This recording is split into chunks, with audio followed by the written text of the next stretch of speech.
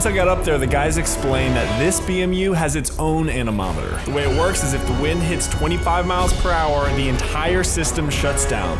Jump in? Yeah. So we decided to drive it to the top of the building to see what would happen. If the BMU didn't shut down, the plan was to come back, grab the cleaning gear, then head back out to clean. But there was only one way to find out.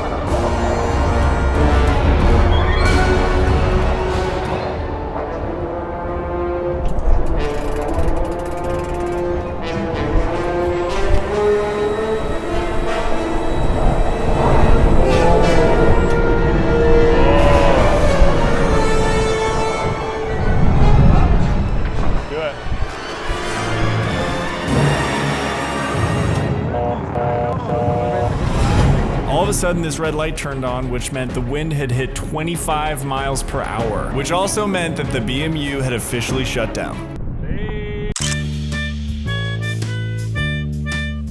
Although it felt like it wasn't actually broken.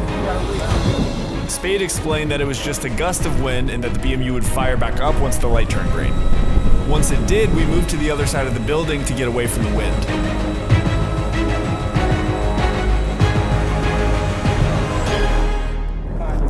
Crazy, dude. Iffy about dropping right now because it's wind. But you want to drop or? Whatever you think, dude. If you don't think we should.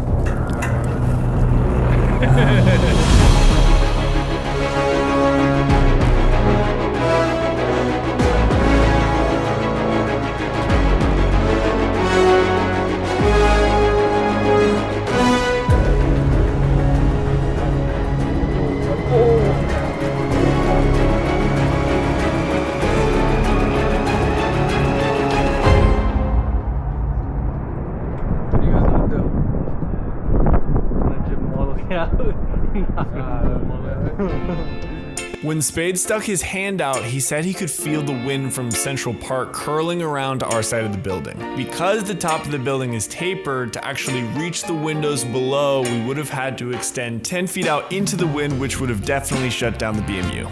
So long story short, no windows were cleaned that day.